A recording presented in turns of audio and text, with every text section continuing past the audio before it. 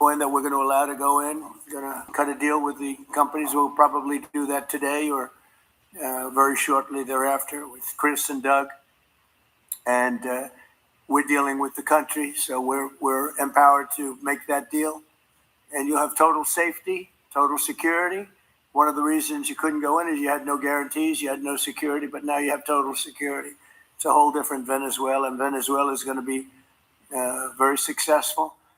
And the people of the United States are going to be big beneficiaries because we're going to be extracting, numbers of, in terms of oil, like, few people have ever seen, actually. So you're dealing with us directly. You're not dealing with Venezuela at all. We don't want you to deal with Venezuela. Let me thank Vice President J.D. Vance, who's doing a fantastic job. Secretary of State Marco Rubio, likewise, a fantastic job. I have good people. I like them better than my first group. But we had despite that, we had a great first term. We had some great people there too, by the way. But we had a great first term. We had the greatest economy in the history of our country in the first term, but this is blowing it away. And you haven't seen anything yet. Everyone's been shocked by the numbers, 5.4% GDP. And that's despite the fact that we were badly hurt by the Democrat shutdown, of which they'd like to see if they could shut it down again. Secretary of the Interior, Doug Burgum, who's fantastic. Secretary of Energy, Chris Wright, recommended by Doug as being the greatest oil man anywhere in the world, because I wanted Doug for that job, energy, and Doug said, no, sir, there's a man named Chris Wright. I said, who the hell is Chris Wright? He said he's the most talented oil man anywhere in the world. I doubt you can get him, because typically oil men make a lot of money, and women. They make a lot of money, but Chris came. You took one of the greatest salary cuts probably in history, Chris, right? But he's a fantastic person, loves our country, and many other important members of this team. And I want to thank them for their efforts. As you know, last week, the United States Armed Forces performed one of the most spectacular military operations in American history, apprehending the outlaw dictator Nicolas Maduro for his crimes against the United States, crimes for which he has now been indicted and is in federal court awaiting trial. And he killed many people, millions of people, actually, and allowed jails, prisons, mental institutions, insane asylums, drug dealers, drug addicts to pour into our country totally unchecked because of Sleepy Joe Biden's policy of open borders, the stupidest thing I've ever seen. We're getting them all out.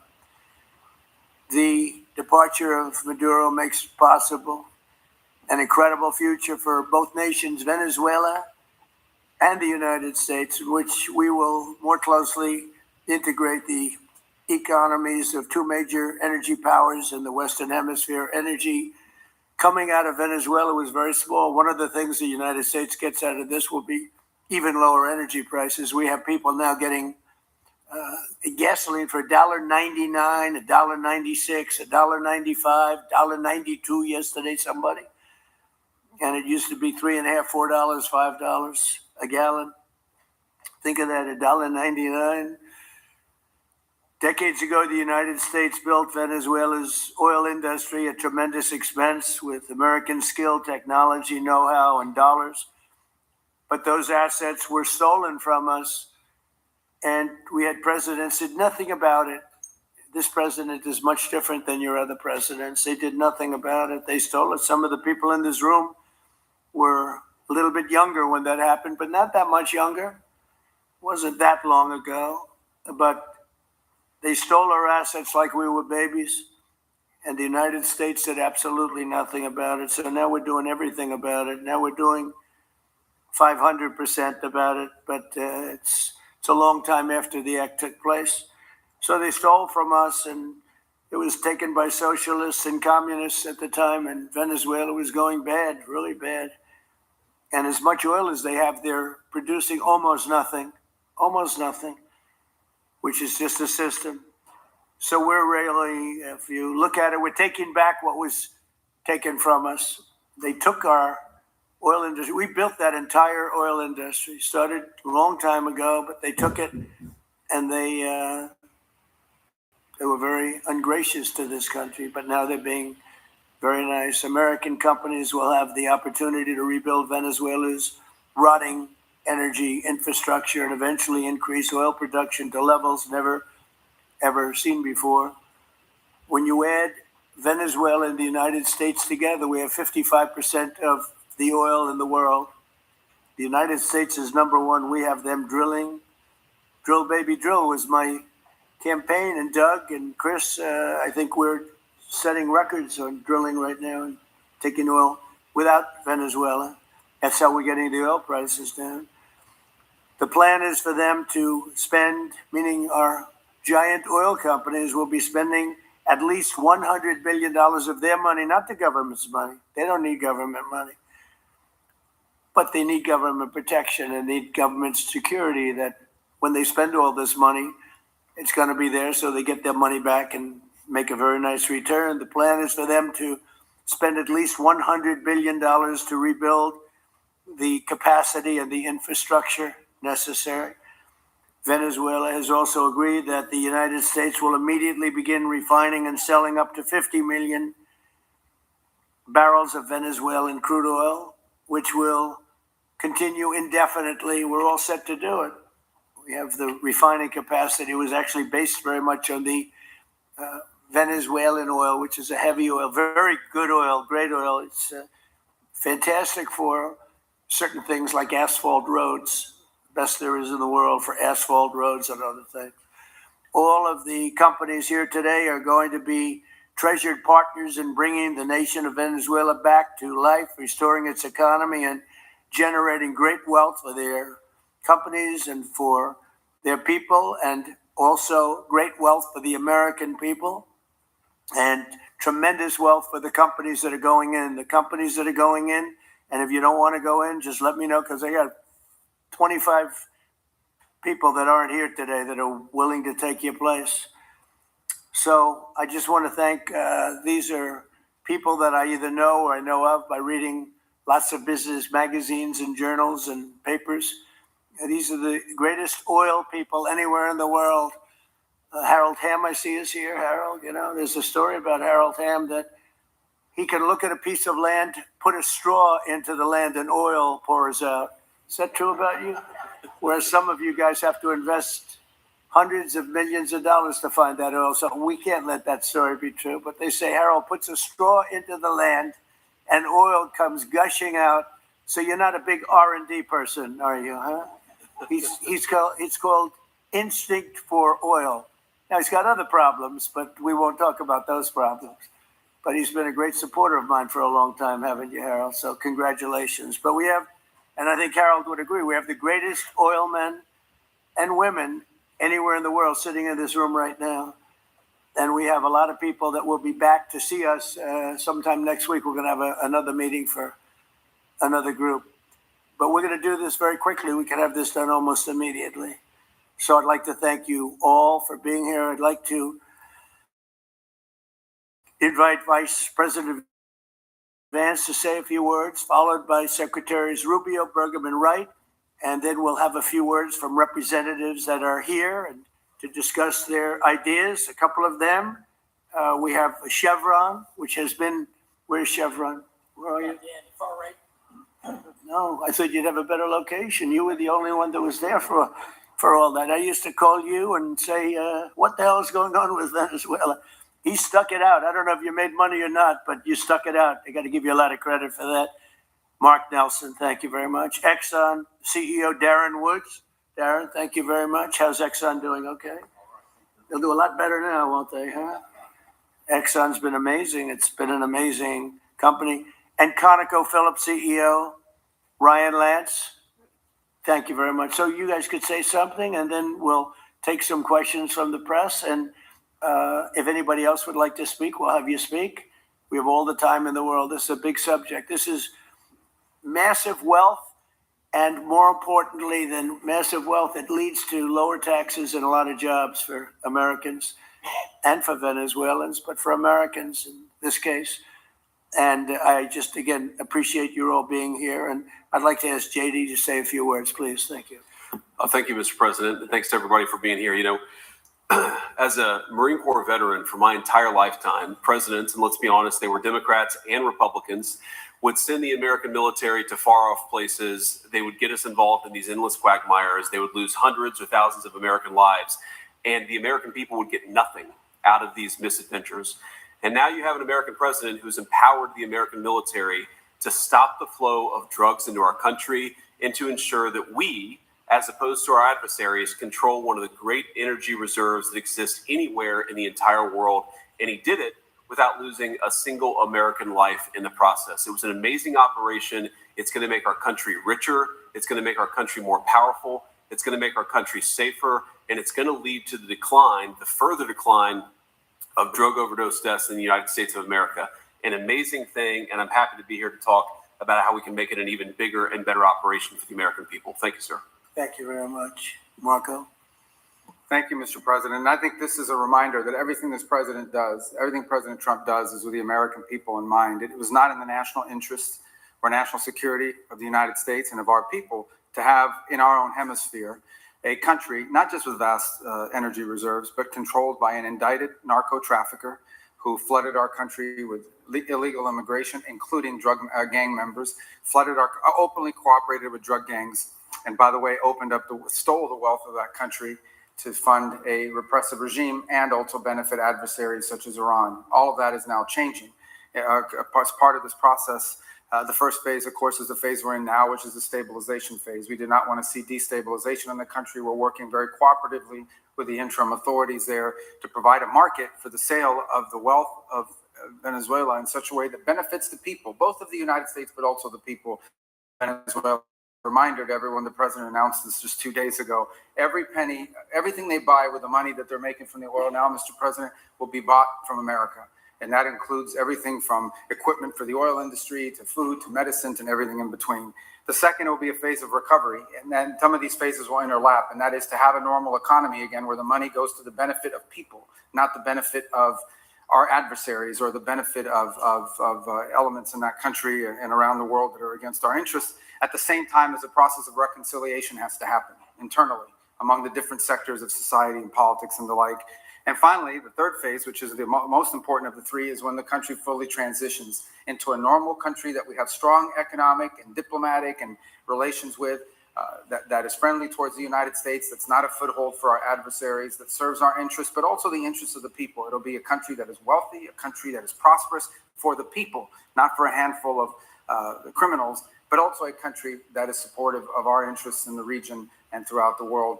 And we thank you, Mr. President, and the team you've assembled that have brought us to this point. A lot of work remains, important work, but this is historic. Okay, thank you very much. Doug? Well, Mr. President, I want to thank you for your leadership, not just as president, but as commander-in-chief. The boldness, the execution, the breathtakingly precise work that you've delivered both in Iran back in June and here has changed the field for the whole world. And you always ran about the idea of peace and prosperity. And in Venezuela, as you know, this was a playground for every bad actor in the world. We had Russians, Iran, terror groups, all of them profiting from this criminal organization that was pretending to run the country. That makes America safer. You've secured the border, we're stopping the flow of drugs, and now with the normalization of relationships on an economic basis, it's going to mean tremendously for the prosperity of the American people. So I just want to say again, congratulations to you and to the entire leadership team. It's been an amazing, historic week on the scale of things that we haven't seen perhaps for 125 years in terms of the U.S. Exerting its influence over Latin America in a way that's going to make a change for generations. And on behalf of all the oil executives that are here today, Chris and I want to say thank you to all of you. It's your technology, your innovation that has put America in the place where today we are the most energy dominant country in the world.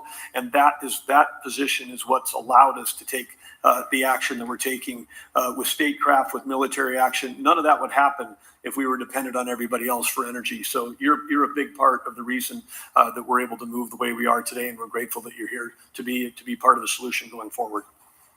Thank you, Doug, and you are doing a fantastic job, and we appreciate it. Everybody appreciates it. They know who's doing well. Chris Wright? Thank you, Mr. President. Yeah, what we've seen in the last week is leadership matters and credibility matters. Venezuelan oil has been sanctioned for many years, and the oil just, the resources weren't gone to a central place. The corruption and decline of Venezuela has been a crisis for the people of Venezuela, and as Secretary Rubio said, massive spillover effects in the United States, in crime, in drugs, in kidnappings, and in taking a huge resource base and making it not exploited, not developed. The whole world is a poorer, less opportunity-rich place because of that. When you have materials underground, they've been underground for 1 million years. That does not make them a resource. That does not make them valuable for your country, your people, or the world. They only become a resource with technology, with capital, with rule of law, and a system of governance that encourages the harvesting of those resources to make the better world. And we see here the dramatic contrast between the United States, which may have less oil underground than Venezuela, with 20 times the production of Venezuela, 20 times the impact of human betterment, massively better quality of living here in the United States. That was at risk under the last administration. We've seen a lot of attacks on the energy that makes the world go round. President Trump's election has removed those risks, has embraced reality about how the world is energized, and we are at record production of oil in the United States, record production in natural gas in the United States. We've seen a meaningful decline in gasoline prices, diesel prices, travel prices because of jet fuel. And now President Trump is taking the genius of a different way to try to solve a 25-year festering problem in Venezuela, that all the traditional things have not worked. But ordering both a tremendous military operation to remove the heads of a criminal organization masquerading as a government, and then to use the power of our military, not to fire bullets, but to stop the flow of Venezuelan oil to the world, immediately gave us leverage over the interim authorities in Venezuela and has allowed us to be in this position today where the actions of this government can massively improve Venezuela for the better. And the bigger impact is to massively improve the quality of life, affordability, safety, and security of the United States. Very proud to be here. And we'll turn it over to Mark Nelson, who's the vice chairman of Chevron. Chevron has been in Venezuela for over 100 years continuously. Mike Wirth, the CEO, had a knee replacement recently. He's not here. Mark is a tremendous leader in our industry, and I'll turn it over to him. Thank you, Secretary Wright. Again, I'll send Mike Wirth's regrets. He really wanted to be here, Mr. President. Great guy. On his behalf, I have 3 very quick thank yous and an assurance I'd like to provide you all. The first thank you, Mr. President, is to you. It's thank you for convening this gathering. It's thank you for your leadership, and thank you for continuing to keep American energy domination in the forefront. So thank you for that. Thank you very much. The second thank you actually is to the cabinet. So Secretary Rubio, Secretary Burgum, Secretary Wright, your ability and commitment to continue to engage with the parties around the table to keep the world working is greatly appreciated. So thank you for that. And the final thank you actually would go to our Venezuelan employees of Chevron. They have been working tirelessly to operate safely, protect the environment in country, and their dedication and skill will help us in this next chapter. And finally, I'll close with the assurance. For more than a century, Chevron has been a part of Venezuela's past. We are certainly committed to its present, and we very much look forward as a proud American company to help it build a better future. And so, Mr. President, thank you for your leadership. You really suffered there. You stuck it out. A lot of people left. A lot of big companies left. Many of the people sitting at this table left because of the safety risk and other risks. But you stuck it out. I give you credit for that. Sometimes it was hard. I remember 6 months ago, I told you to stay, just stay. Things are going to happen. You'll be very happy. I didn't know they were going to happen this fast or this conclusively. One thing I think everyone has to know is that if we didn't do this, China or Russia would have done it. And if China or Russia were a next door neighbor, because essentially this is not around the other parts of the world so far away where you fly in an airplane for 24 hours before you get there. This is sort of a next door neighbor if you think about it. And I told China and I told Russia, we get along with you very well. We like you very much. We don't want you there. Not going to be there. And if we didn't do this, China would have been there and Russia would have been there. Maybe they both would have been there together, but they're not going to be there now. One thing I will tell them, and I will tell you, that we are open for business. China can buy all the oil they want from us there or in the United States. Russia can get all the oil they need from us, and they do like oil, even though they produce a lot of it. But China and Russia and everybody else is able to go, and we'll be open for business almost immediately.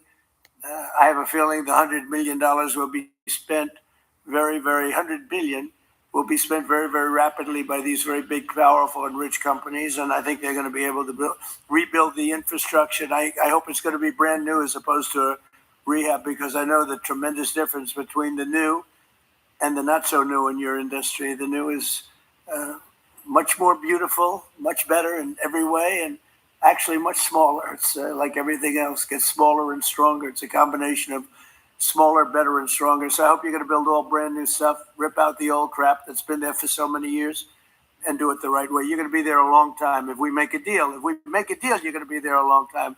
If we don't make a deal, you won't be there at all. It's, sort of interesting. But again, China and Russia would have been there if we didn't do this. And the other thing people ask about the second wave, I don't think it's going to be necessary. We have an armada, a giant armada like nobody's ever seen in that part of the world. And it's stationed off the coast. And we are getting along so well with the people that are involved in representing Venezuela that I don't think we're going to have any, I don't think it's going to be necessary to do the second wave. We were planning on a second wave, but the first wave was so powerful and so good and so strong. And frankly, the people in the country, they did the right thing. They were smart. They did the right thing. They didn't want to go through a second wave. But we've got a tremendous number of the most powerful ships in the world right there. I don't think we're going to have to use that. I'm happy to say that. I don't think we're going to have to use that at all. If I could ask Chevron, you did a great job. I want to thank you. And ExxonMobil, if you would say a few words, and then followed by Conoco, great companies, massive companies, great companies. Exxon, please.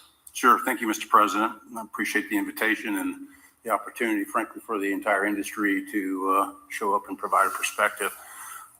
Frankly, we've been kind of unresponsive to the press regarding Venezuela. I guess today's the opportunity to address the press directly with respect to a number of questions that have been asked of ExxonMobil. First and foremost, obviously, is the interest that we have in Venezuela. And I think, the way I would position that, I think one of the reasons why we see many of the industry players here is we're in a depletion business for a product that is in great demand and will be in demand for many, many, many decades to come. And as a depletion business, the biggest challenge we have is finding resources.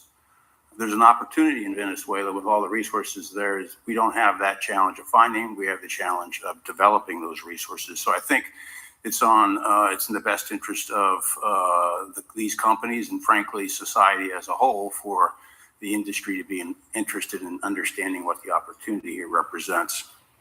I'll just share a philosophy that ExxonMobil has when we enter countries, because we do business all around the world in a number of different regimes. We take a very long-term perspective. The investments that we make span decades and decades, so we do not go into any opportunity with a short-term mindset. And there's a value proposition that we have to meet.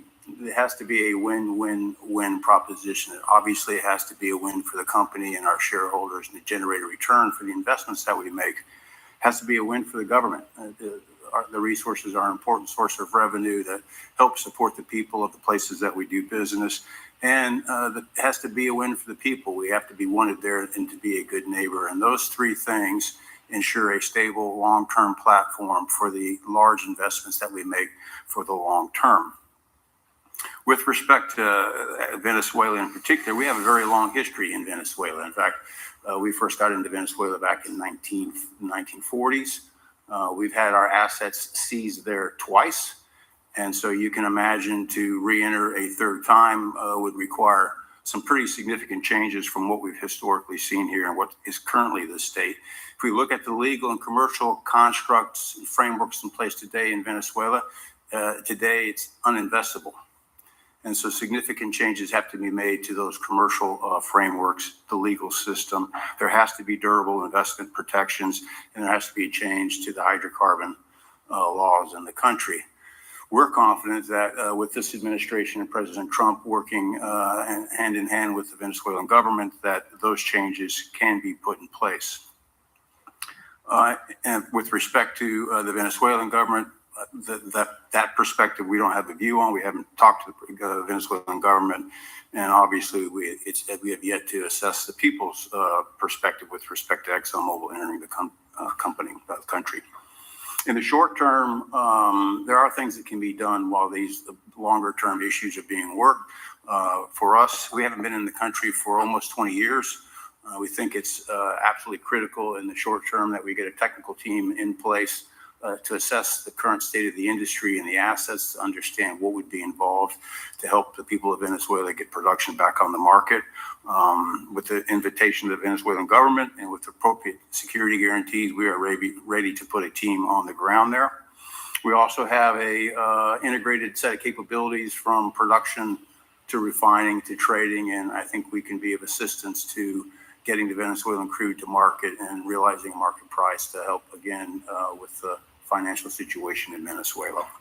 So those are my short-term perspective that I have. I'd say maybe close with a thank you, Mr. President, for the work that you've done to secure not only the national security, but the energy security of the region. And then thank you, Secretary Rubio, Secretary Wright, Secretary Burgum, for your leadership in this matter. Thank you. How long would it take you, Darren, as Exxon to, if we make a deal, how long would it take you to get in there and get started? Well, the first step, this technical team, as I talked with Secretary Wright earlier this week, we started from the beginning to put the team together so that if and when it was needed, we could hit the ground almost immediately. So we can hit the ground and within the next couple of weeks, start the assessment. Right. And then from there, we need to understand. That's what we want. We want speed and quality. That's what we want. Thank you, Darren. And Conoco, Ryan?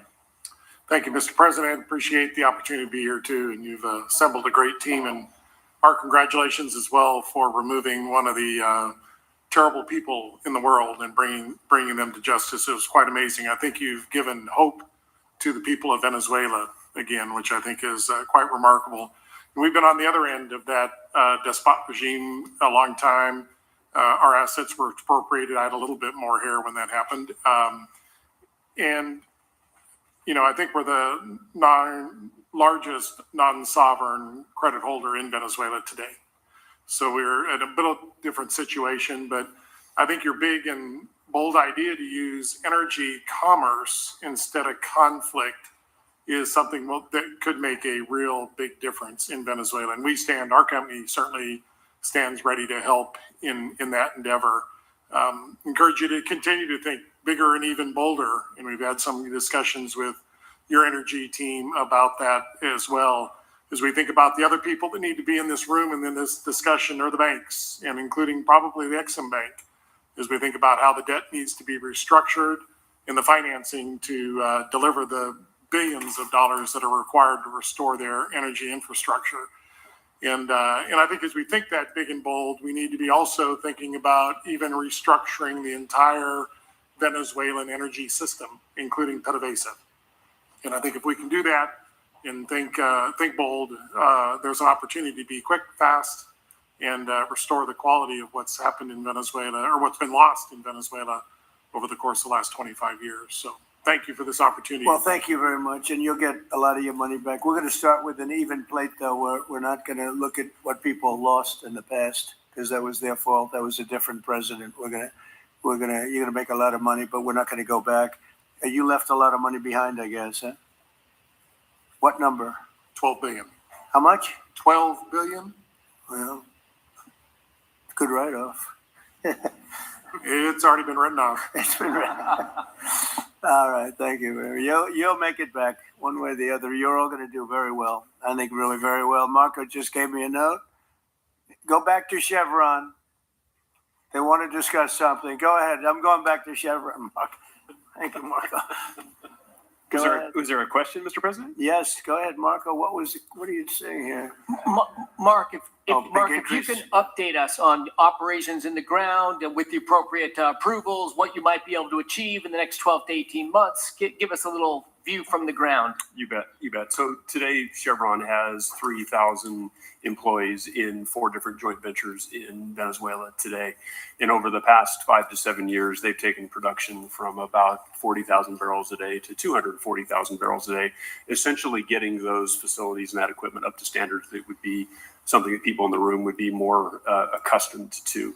Given the work we've done with Secretary Wright and Secretary Burgum and even Secretary Bessent, I think we have a path forward here very shortly to be able to increase our liftings from those joint ventures 100%, essentially effective immediately. We are also able to increase our production within our own disciplined investment schemes by about 50% just in the next 18 to 24 months. And that's just leveraging what's on the ground. So to Secretary Rubio's comments about phase 1, this is taking the momentum of improvements we've already made there locally and building on those and creating more momentum for the people of Venezuela. Do you think you have an advantage being there? You've been there by the skin of your teeth. It's been tough for you to be there. But do you think you have an advantage over the other people in this room by the fact that you are there? Yeah, I think there are, Mr. President, I think there would be days where it didn't feel like an advantage, and there are days where it does feel like an advantage. But having people on the ground today that care desperately about the people of Venezuela and know how to operate the assets that are there, that is a definite advantage today. Would you say the best locations are available, or would you say the best locations are already sort of worked, even though they're in very bad shape? The best locations for finding oil, the best locations for oil. There are more opportunities than not, Mr. President. With 300 billion barrels of reserves and resources in country, there are lots of opportunities for many companies. Will you be building new, or will you be using the old infrastructure that you have? Yeah, today it's a little bit of a mix, but today it's mostly us taking the equipment of today, getting it to the standards that we are accustomed to your comments about making it how it should be today. Most of the investments that we've been making are about getting it up to our standards. Well, I think you're going to make an investment, but you're going to get your money back very quickly, and that's part of our thing. We're going to have you get your money back fast, and then you'll give a lot to Venezuela and to the United States after that. Okay, so you'll be in good shape. Could I ask Harold Hamm to say a few words? He's been a friend of mine for a long time. Very amazing man, actually, amazing energy person. Well, thank you, Mr. President. It's good to be here with so many dignified people. And this effort particularly, and thank you for your effort for what you've done here, taking this despot out of that area. And the world dealt with him way too long. Certainly, our industry knows that this is a real jewel that can be developed and for the people of Venezuela and also benefit the world. And like Secretary Wright said, it has not been done. That's not been done in the past, and they had a good chance at it. Brought someone in that totally took it down, as everybody knows here, and that was Chavez, and we know what happened to him finally. But that ruined the industry in Venezuela, and all of us know how that ended very well, very, very wrongly. So anyway, we're glad to see what's happened here, and look forward for the opportunity for a lot of people in this room, but also for America and the country itself. Are you going to be involved in going in? Because he's in North Dakota and he's in Oklahoma and some incredible places. It's a little bit different, but there's no doubt about you won't have to worry about the straw too much here. You can just go at it.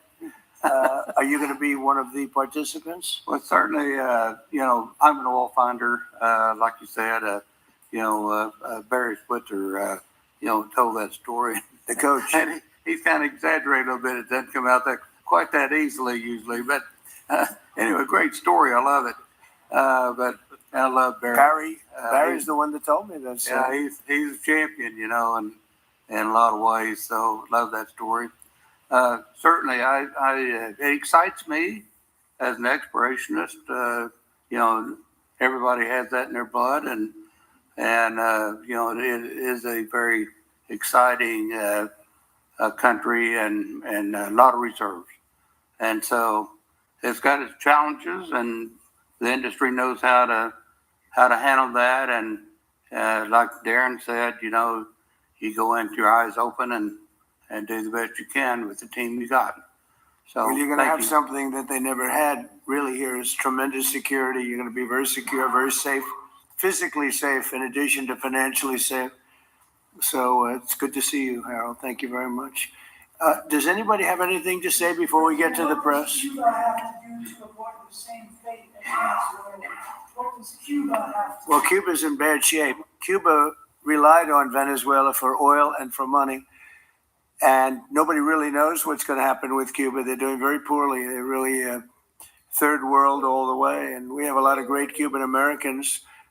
And I would say Marco fits very solidly into that category. And I might ask you to say a few words about, we were discussing it before, Cuba is a very different, they don't have energy, they don't have oil, but they would live off of the oil from Venezuela. And what they do have is very strong people and very powerful people militarily, and they would protect the people running Venezuela, and they would take in a lot of money from Venezuela. Now they don't have that. They won't be taking in any money. So, Marco, what do you think? Well, I mean, the fundamental problem in Cuba is that it's run by incompetent people that don't know what an economy looks like, much less a functioning one. They've made a choice, and that is they would rather have political control over the people than they would have an economy that functions. And they've gotten away with it for 60-something years because they've had donors, the Soviet Union, and now most recently Venezuela. But that's now gone. So the people in control in Cuba have a choice to make. They can either have a real country with a real economy where their people can prosper, or they can continue with their failing dictatorship that's going to lead to systemic and societal collapse.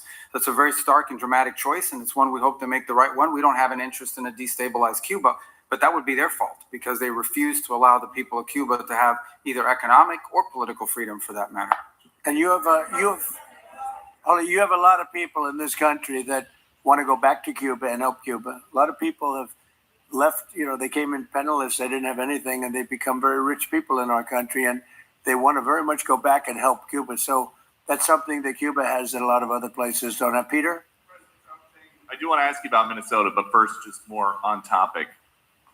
President Zelensky said that he was watching with the rest of the world as you made this order to go and capture Nicolas Maduro. And he said, if that's how it works with dictators, then the United States knows what to do next. Sounds like he wants you to go and capture Vladimir Putin. Would you ever order a mission to go and capture Vladimir Putin? Well, I don't think it's going to be necessary. I think we're going to have I've always had a great relationship with him. I'm very disappointed. I settled 8 wars. I thought this would be in the middle of the pack or maybe one of the easier ones. And I don't know if you know, Peter, the last month, they lost 31,000 people, many of them Russian soldiers, and the Russian economy is doing poorly. I think we're going to end up getting it settled. I wish we could have done it quicker because a lot of people are dying, and mostly soldiers. They get hit in Kiev and they get hit a little bit here and there, and people are dying there too. But largely, it's the soldier population. When you have 30,000, 31,000 soldiers dying in a period of a month, 27,000 the month before, 26,000 the month before that, that's bad stuff. So, as you know, President Biden gave $350 billion to Ukraine to fight, and we would never get that back, although I did make a rare earth deal to get it back, so we will be getting it back, but shouldn't have done that. It was a bad thing to do. I will say that right now, because I was able to get NATO to up GDP from 2% to 5%, NATO's got a lot of money, and they're paying for everything. We're not losing any money. We're making a lot of money, I guess, if you think of it, because we're selling them military equipment. They're probably giving it to Ukraine, but we're selling them to NATO military equipment. We're getting full price and all of that, but that's not a big deal to me. What is a big deal is stopping a war where 30,000 people are being killed every single month. Minnesota, the vice president yesterday suggested that Renee Good, who was killed by this ICE officer, was part of a broad left-wing network. What has your team told you about this broad left-wing network? Who is in charge of it? Who's part of it? What's it called? Well, I haven't seen the vice president's statement, but he's generally very accurate. I hate to say it. Look, I watched that yesterday, and there were a lot of different forms to it. But there was a woman screaming, "Shame, shame, shame, shame." She was a agitator, probably a paid agitator, but in my opinion, she was an agitator, a very high-level agitator, so professional. She wouldn't stop screaming. I said, this isn't a normal situation. This is a professional troublemaker, because you heard it and I had it. Now, I will say this. The news sort of turned her down, turned her off, because you're trying to watch. She was so loud and so crazy and just not normal. When somebody sees something like that, they don't go screaming and the same words. So I guess you could say professional, but I didn't think she did a very good job. You have agitators, and we will always be protecting ICE, and we're always going to be protecting our Border Patrol and our law enforcement. Yeah. In your conversations with these oil executives today, do you provide any security guarantees so that they can do their work safely in Venezuela? Yeah. And separately, Mr. President, they will have those guarantees, yes. And separately, Mr. President, I'm curious in terms of the future of Venezuela. Do you see Venezuela, now led by Delcy Rodriguez, as an ally of the U.S.? Is that the way that you view that country right now? They seem to be an ally, and I think it'll continue to be an ally. And we don't want to have Russia there. We don't want to have China there. And by the way, we don't want Russia or China going to Greenland, which if we don't take Greenland, you're going to have Russia or China as your next door neighbor. That's not going to happen.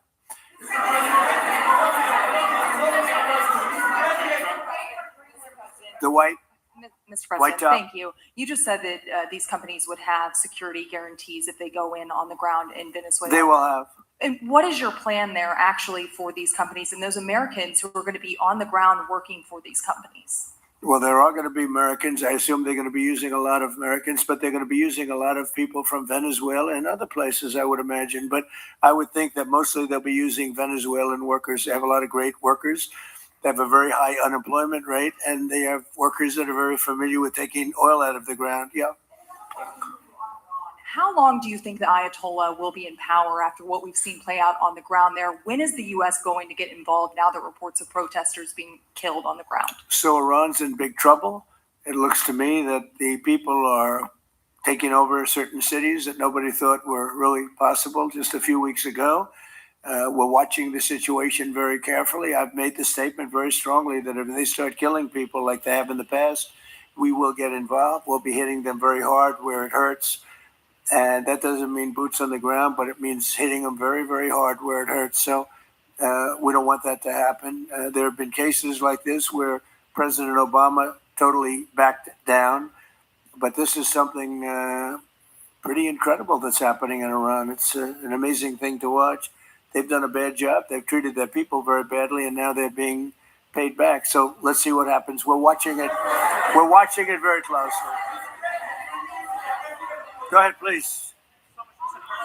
Yes, go ahead. Thank you so much, Mr. President. Do you have any comments in reaction to the recent attacks by the Syrian government alignment groups against US-backed Kurdish forces in Aleppo, Syria, which killed dozens of civilians and displacing many families? Does your administration bring peace between the Kurds and the Syrian government? I want to see peace, yes, I do. The Kurds and the Syrian government, we get along with both, as you know very well. They have been natural enemies over the years, but we get along both, and we want to see Syria succeed. And so far, I think they are succeeding, but this is just breaking out, and we want to see that stopped. Go ahead, please. Colombia, Gustavo Petro, in a few weeks. Do you hope this meeting with Gustavo Petro marks a new chapter, a new beginning in the benefit of the U.S. and Colombia relations? What country? Colombia, with the president of Colombia, Gustavo Petro. I had a very good talk with him yesterday, and he's been very hostile to us and to the nation and to me. Called me a dictator and lots of other things. Called Biden some terrible names, far worse than he called me. But he called yesterday through people, and he wants to meet. and that's fine with me. I've made up with people also, So we're going to have a meeting with them. We had a very good conversation. The people of Colombia are incredible people. Marco would know that better than anybody because he's married to a woman from Colombia. And I don't mean Columbia University. That would be, I'm not sure. I think I like Colombia, the country, better. If you want to know the truth, hold it. The people are great people. I look forward to meeting with them. We're going to meet in the very near future. President of Venezuela here in the White House. Would you greet her to discuss the fate of the oil? Yeah, well, I'm going to meet a lot of people, and we're going to meet. We meet a lot of people. When you end 8 wars, you get to know a lot of people, and I think it's very important. As an example, we have over $18 trillion. Think of it, $18 trillion coming into our country. A lot of that's coming in from foreign countries like Saudi Arabia and Qatar and UAE and others. And I get to meet a lot of people, but I will be meeting with various representatives of Venezuela probably pretty soon. We haven't set that up. But the relationship that we have with the people that are currently running Venezuela is very good. We also have a young lady that received the Nobel Peace Prize. She's going to come in and pay her regards to our country, really, to me. But, I'm a representative of the country, nothing else. And she's coming in sometime next week, I think Tuesday or Wednesday. And we'll see how that is. But no, we're dealing with the people from Venezuela. We're dealing with them very well. I think they've been very smart in the way they've dealt with us, frankly, because that whole place could have been obliterated with one more strike, and we didn't want to do that.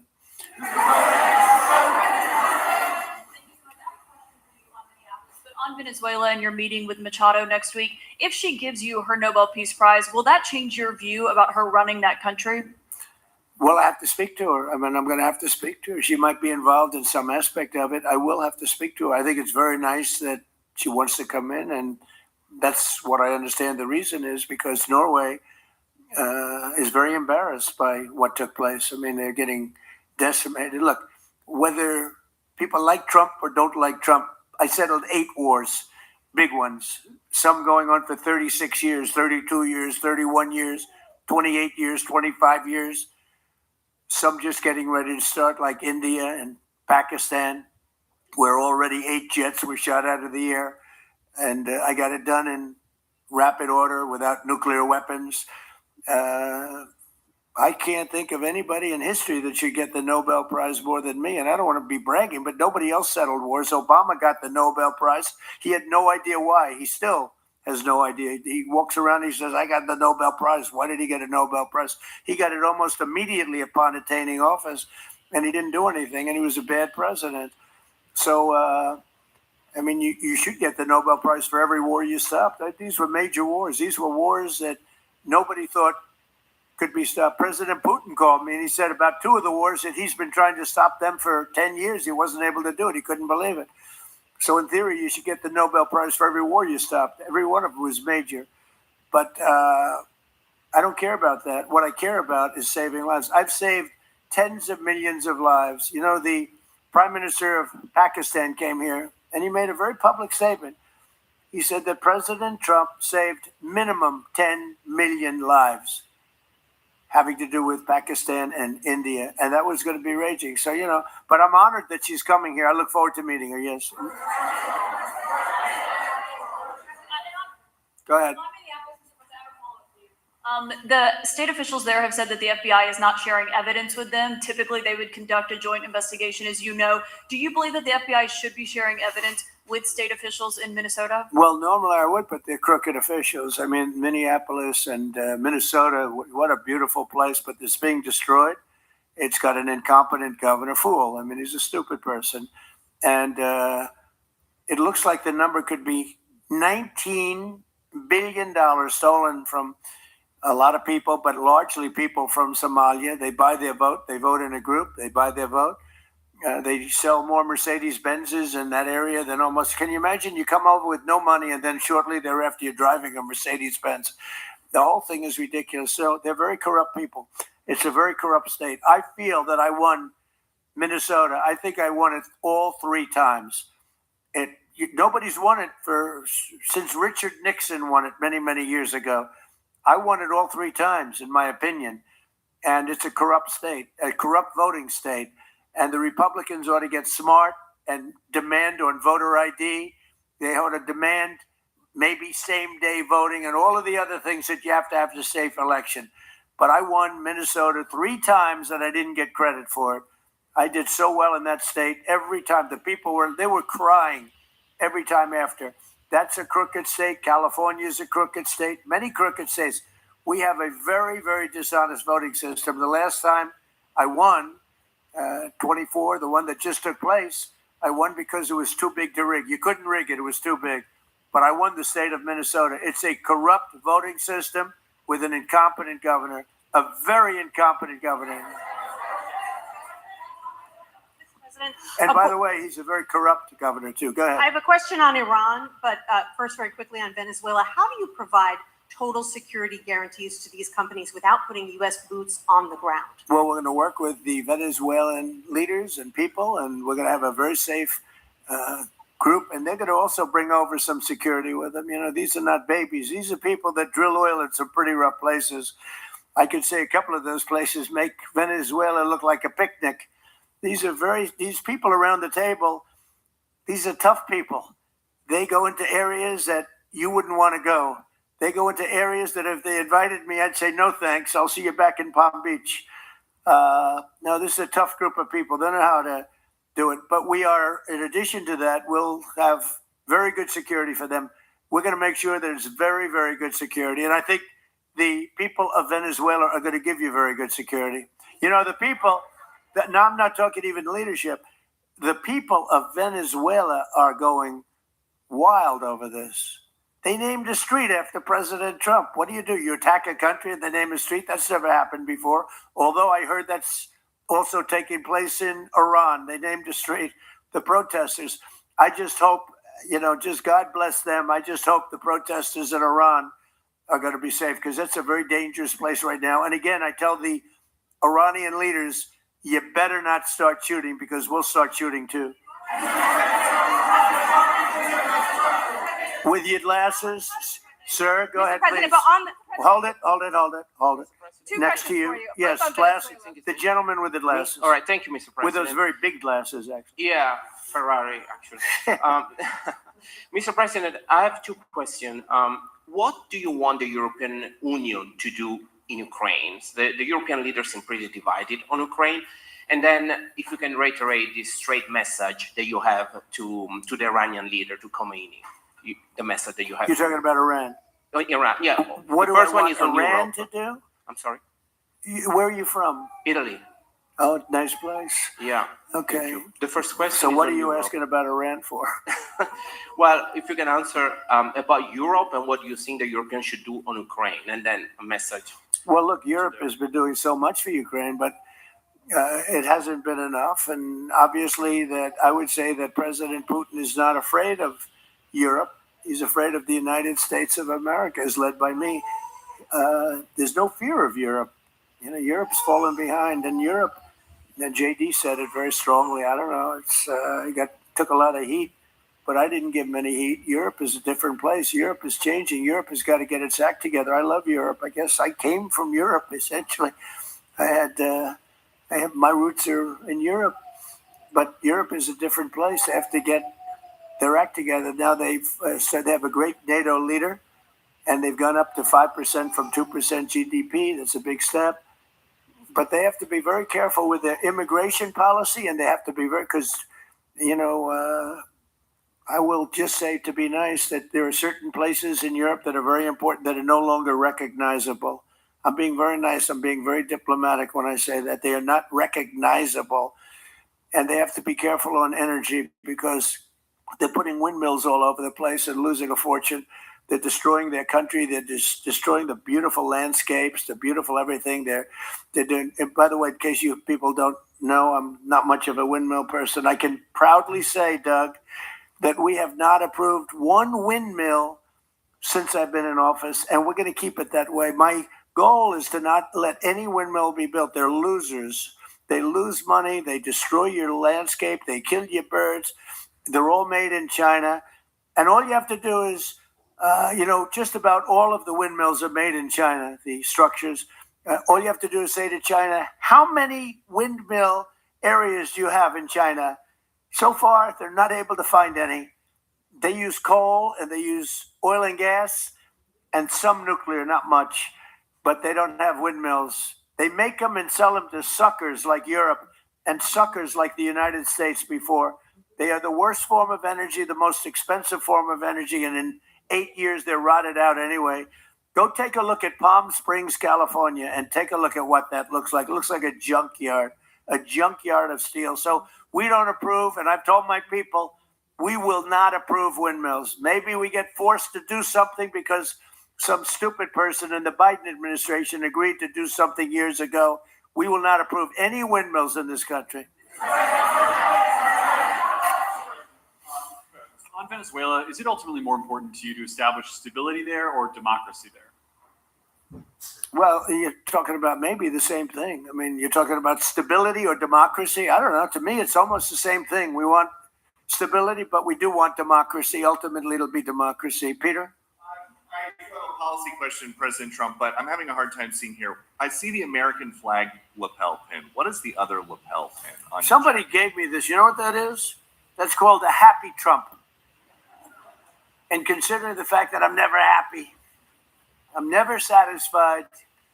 I will never be satisfied until we make America great again, but we're getting pretty close, I'll tell you what. This is called a happy Trump. Somebody gave it to me. I put it on. Thank you. And the policy question. How much money are you thinking of giving people in Greenland to get them on board with a possible U.S. I'm not talking about money for Greenland yet. I might talk about that. But right now, we are going to do something on Greenland, whether they like it or not, because if we don't do it, Russia or China will take over Greenland, and we're not going to have Russia or China as a neighbor. Okay?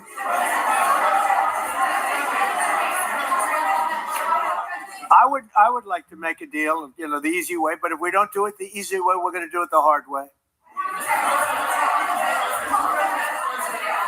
And I'm a man, and by the way, I'm a fan of Denmark too. I have to tell you, and they've been very nice to me. I'm a big fan, but the fact that they had a boat land there 500 years ago doesn't mean that they own the land. I'm sure we had lots of boats go there also, but we need that because all over the place. We're not going to have Russia or China occupy Greenland, and that's what they can do if we don't. So we're going to be doing something with Greenland, either the nice way or the more difficult way. Please, go ahead, ma'am. Mr. President, why is it so important to you to own it when you have a military presence there, which you could expand to affect security? Because when we own it, we defend it. You don't defend leases the same way. You have to own it. And, with a nation, look at what happened with Obama with that horrible deal they made with Iran. It was a short-term deal. It was like a 9-year deal. Countries can't make 9-year deals or even 100-year deals.